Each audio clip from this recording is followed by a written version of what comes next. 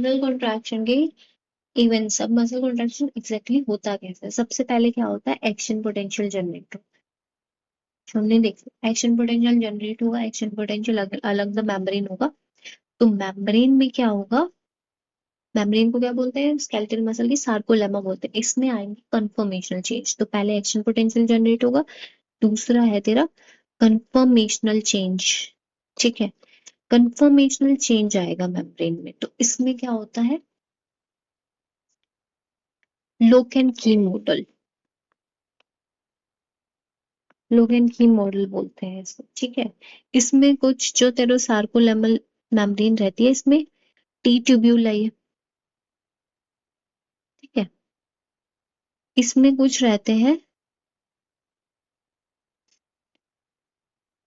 Calcium के channels, जिसको बोलते हैं DHFRD, डाईहाइड्रोपिरिडिन रिसेप्टर। ठीक है, DHFR dihydropyridine receptor, DHPR sorry, dihydropyridine receptors रहते हैं तेरे, ये तेरे रहते हैं की। ये तो की है। अब की किस में जाती है, ताले में जाती है।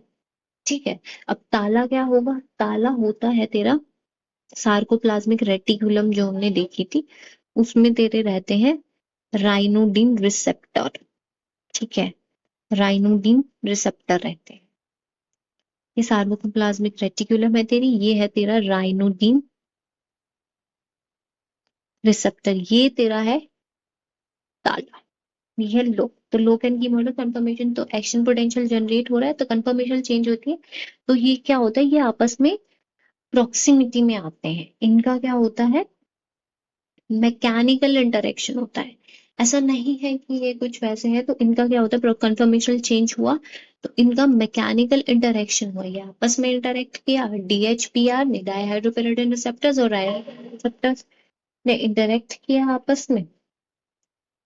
तो इंटरेक्ट किया तो जो है यहाँ पे आपका ये कैल्शियम इधर आया, इधर कैल्शियम आया तो इसने जो है यहाँ पे जो कैल्शियम स्टोर था वो एक्टिवेट किया।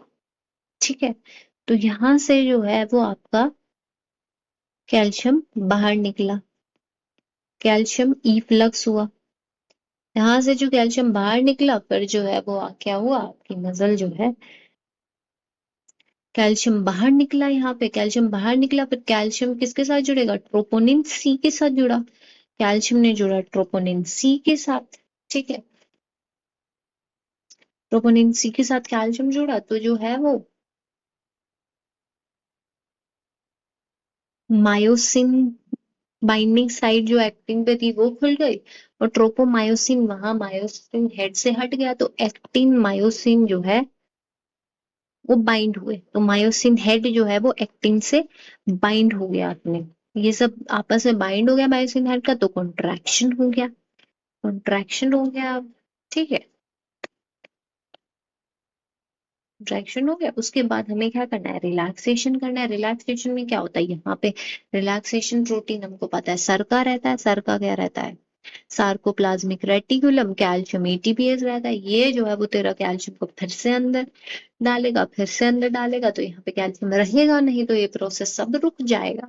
तो दैट इज तेरा रिलैक्सेशन। ठीक है, तो ये रिलैक्सेशन करेगा तेरा सर का। अब कुछ ब्लॉकर्स पढ़ लेते हैं, जो डाईहाइड्रोपिरिडिन रिसेप्टर्स के जो ब्लॉकर रहते हैं। ठीक है, ब्लॉकर है, इनको बोलते हैं कैल्शियम चैनल ब्लॉकर्स। इनको हम यूज, जैसे कि कुछ ड्रग्स होती है कैल्शियम चैनल, निफेडिपिन वगैरह, इसको हम यूज कर सकते हैं ताकि मसल कॉन्ट्रैक्शन, जहाँ पे मसल रिलैक्सेशन चाहिए वो निफेडिपिन वगैरह, कैल्शियम चैनल ब्लॉकर। रैनोडिन रिसेप्टर के भी ब्लॉकर रहते हैं, तो रैनोडिन रिसेप्टर ब्लॉकर, इसका एग्जाम्पल रहता है डेंट्रोलिन सोडियम, एक ड्रग होती है, वो रैनोडिन रिसेप्टर को ब्लॉक करती है। ये यूज करते हैं हम मेलिग्नेंट हाइपरथर्मिया में, मेलिग्नेंट हाइपरथर्मिया में यूज करते हैं, क्योंकि जब क्या होता है,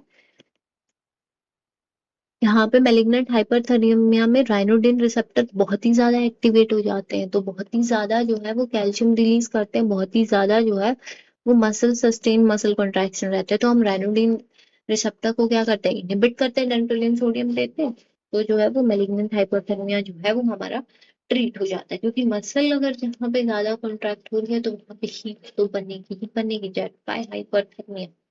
मेलिग्नेंट हाइपोथर्मिया में हम डेंटोलिन सोडियम देते हैं। ठीक है।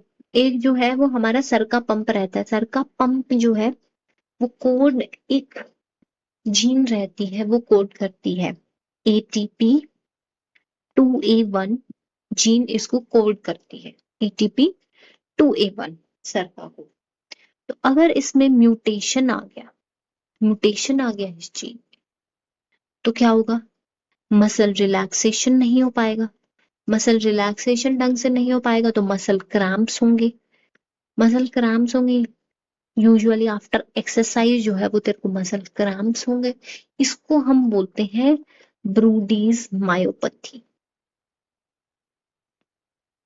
अगर सर का पंप को कोड करने वाली जीन ATP2A1 में म्यूटेशन आ गया तो मसल रिलैक्सेशन ढंग से नहीं होगा तो मसल क्रैम्प्स होंगे, तो यूजुअली आफ्टर एक्सरसाइज, तो जिसको हमने बोला है ब्रूडीज मायोपैथी।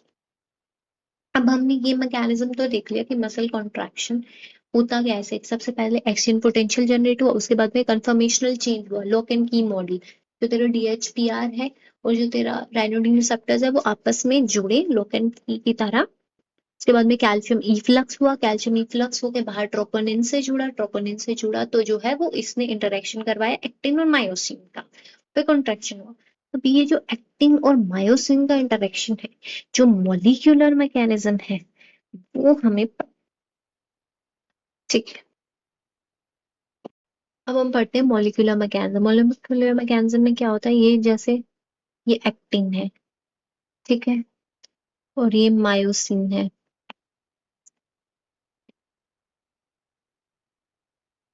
ठीक है, 45 डिग्री पे उसका हेड है।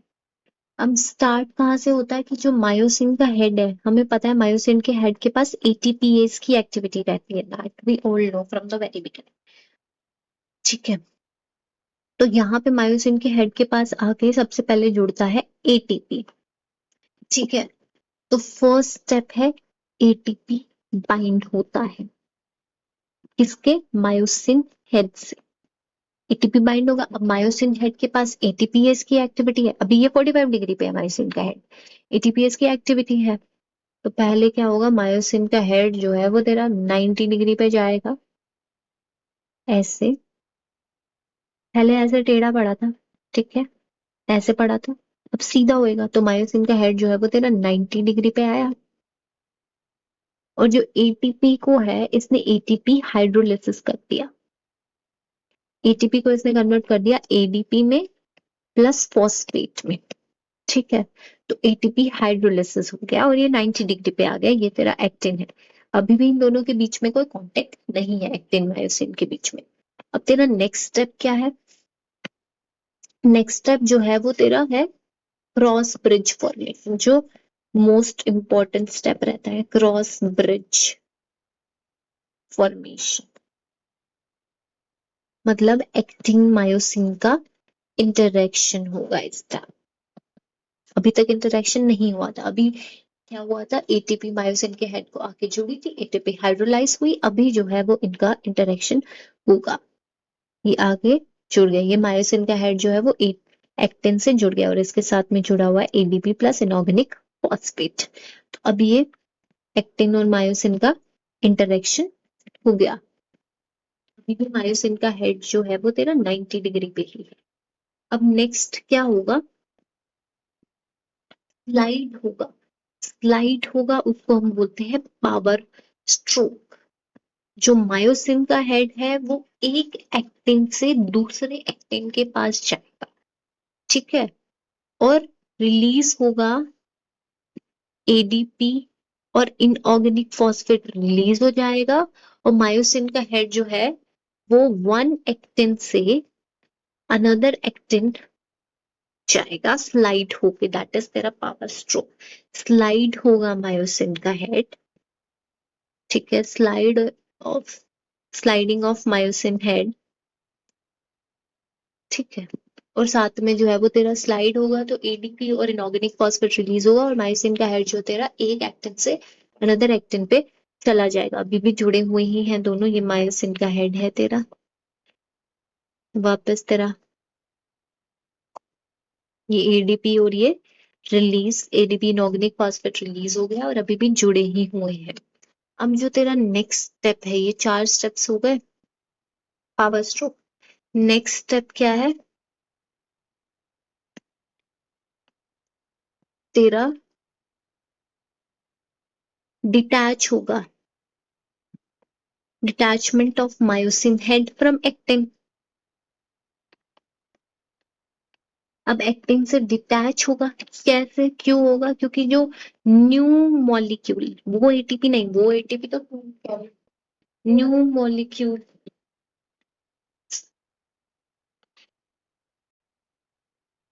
Detachment of myosin head from actin होगा। कैसे होगा? वही एटीपी आके नहीं जुड़ेगा, न्यू मॉलिक्यूल ऑफ एटीपी आके जुड़ेगा उससे, एंड देन जो है वो हेड डी अटैच होगा। मतलब ये वापस पहले जैसा हो जाएगा। मायोसिन है ये, इसका हेड है और एटीपी जुड़ा हुआ है, तो ये इनएक्टिव हो गया, एक्टिव है। तो जो वापस जो है वो तेरा रिलैक्सेशन इसमें चला गया। ठीक है, दैट इज तेरा मसल कॉन्ट्रैक्शन।